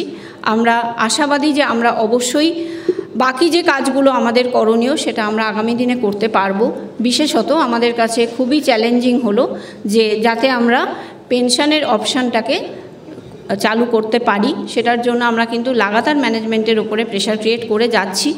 যদিও আমাদের ম্যানেজমেন্ট ওই কি বলবো, মানে একটা আছে আর কি, ম্যানেজমেন্ট শব্দটা একটা আছে, তাদেরকে আমরা দেখতেই পাই না। কারণ একটা পাওয়ার ডিপার্টমেন্টের মতো ডিপার্টমেন্ট, ডিসিএল টিসিএলের মতো অর্গানাইজেশন এমন একজন সিএমডিকে দিয়ে চলছে যে যিনি 4টে জায়গা চার্জে আছেন, কাজে তাকে প্রায় দেখাই যায় না। যখন যেটুকু দেখা যায় তখন তিনি হয়তো 1 ঘন্টা 8 ঘন্টার জন্য থাকেন, সেই তার দরজার সামনে তাকে আটকে ধরে তারপরে তার সঙ্গে কথা বলতে হয়। এরকম পরিস্থিতি তো আগে কখনো ছিল না, এবং খুব অদ্ভুতভাবে এরা কোনো যুক্তি তর্ক কোনো কিছুই শোনেও না, মানেও না, বা এক কান দিয়ে শুনে আরেক কান দিয়ে বের করে দেয়। কারণ এগুলো করতে গেলে আয়দার আপনার বিবেক থাকতে হবে, ন্যায় অন্যায় বোধ থাকতে হবে, লজ্জা বোধ থাকতে হবে, সেগুলো এদের নেই, সেটা আমরা আগে দেখেছি। এবং কোনো না কোনোভাবে তারা জানেন যে আমরা যাই করি না কেন আমাদের কিছুই হবে না, এরকম একটা ব্যাপার।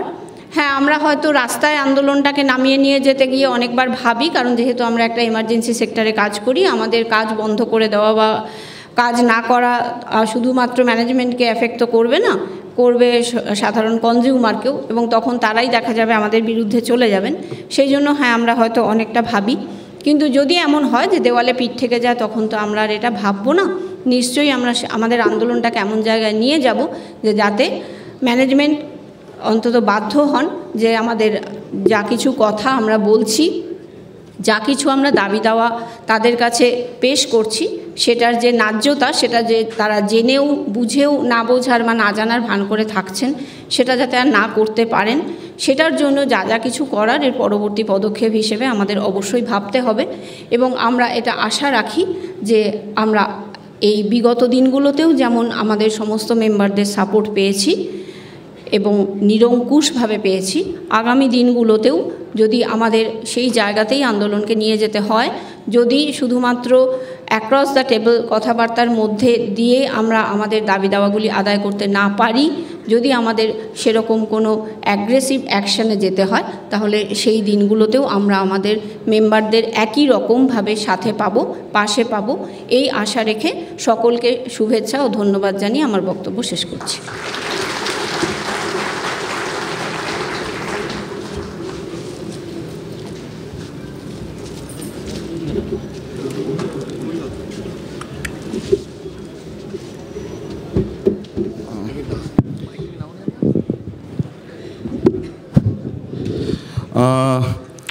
We can see that there are many members standing.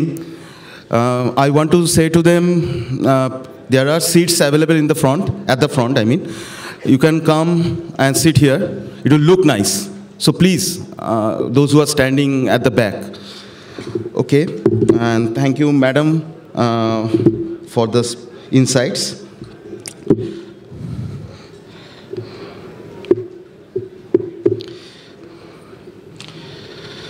I would now like to invite few people for the photo session.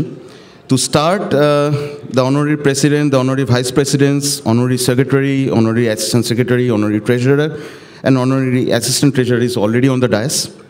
I would like to invite the members, Engineer Amritendu Samonto, Engineer Debayan Mondol, Engineer Debaprasad Mondol, Engineer Himachal Kundu, Engineer Manoj Kanti Vishwas, Engineer Mohammad Sizaruzzaman, Engineer Shontu Datto, Engineer Sheikh Riaz Ali, Engineer Shomodip Sadhu Khan, Engineer Priyanka Sen, and Engineer Bhaskar Chaudhary to kindly be on stage.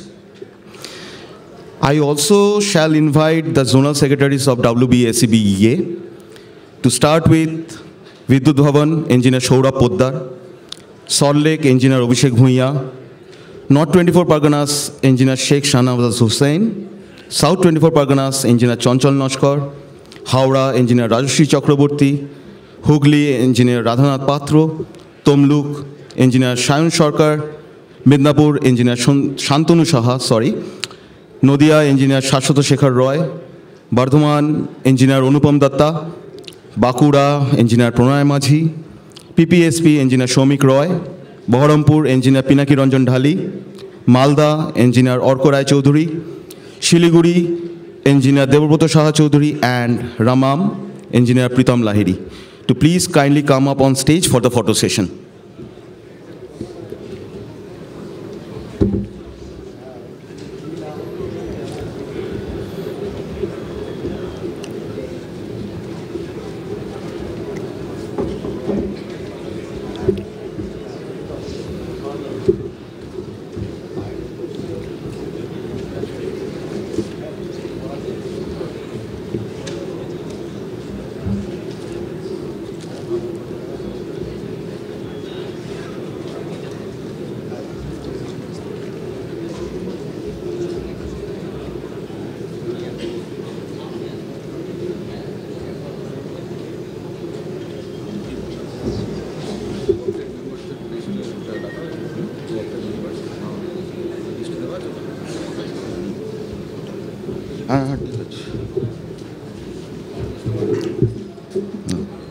Co-opted member. Done.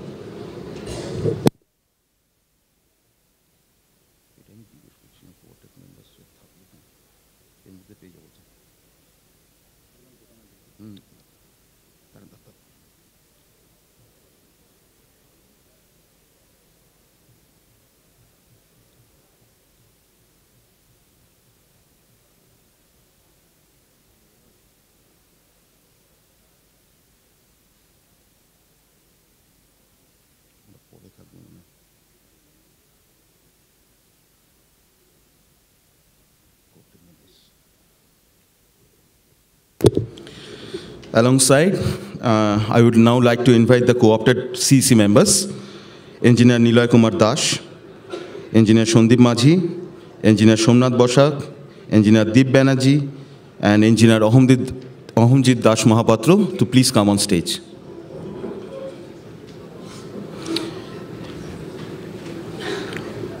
Engineer Niloy Kumar Dash, Engineer Shondip Majhi, Engineer Somnath Bosak, Engineer Deep Banerjee, Engineer Ahomjit Das Mahapatro, the co-opted CEC members, kindly please come on stage.